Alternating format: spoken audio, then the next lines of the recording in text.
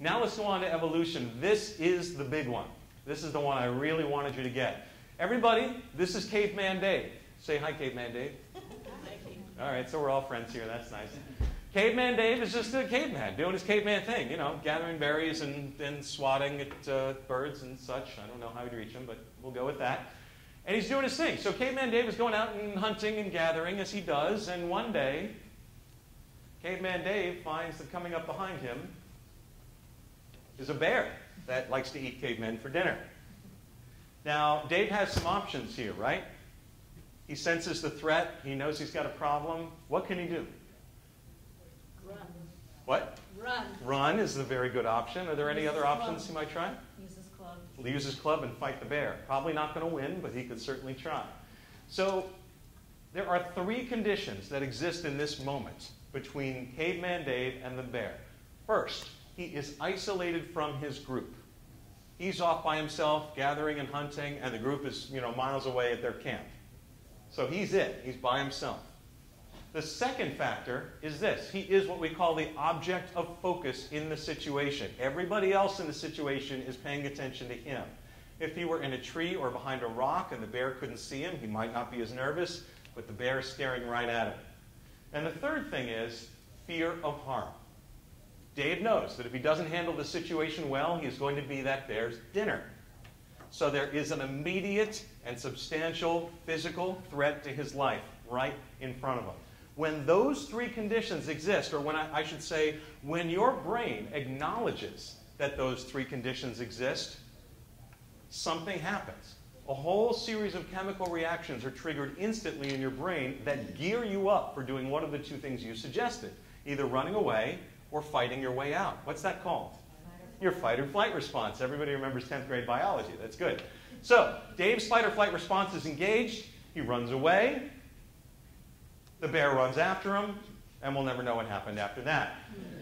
But let's say Dave survives. His fight or flight response actually saves his life in that moment because it changes his body so that into a perfect running machine in that moment, right? So his body doesn't do anything else but focus on running. He survives the situation. He goes back to his tribe. He's still alive, so he procreates. He passes on the fight or flight response to his kids.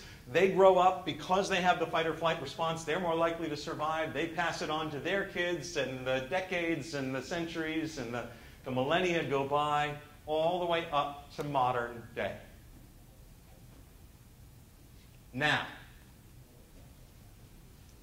Caveman Dave has now evolved through time, generations and generations and countless other generations, all the way up to Justin Bieber, teen singing sensation. So that's great. So Caveman Dave and everybody like him who survived in their day has passed along the fight or flight response to all of us. Now, imagine yourself giving a presentation, standing up around a table like this. What three conditions exist? Well, you're separated from the group. You're standing, everybody else is sitting. You are the object of focus. Everybody's looking at you. And you have fear of harm.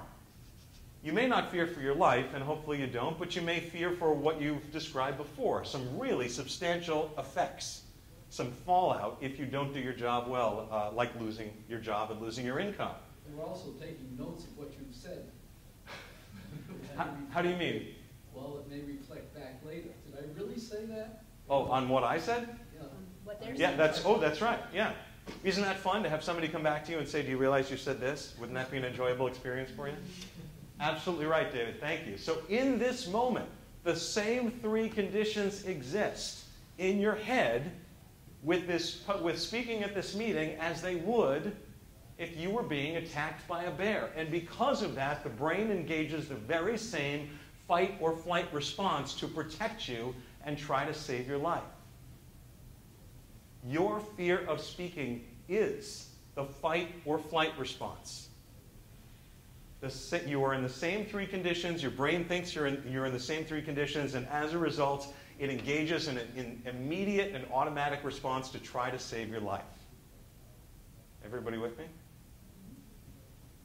Who thinks that's cool? I was blown away by this when I first heard it. Everything sort of locked into place. All right, so with that in mind, let's go over what actually happens, the symptoms that you experience as a result of fight or flight.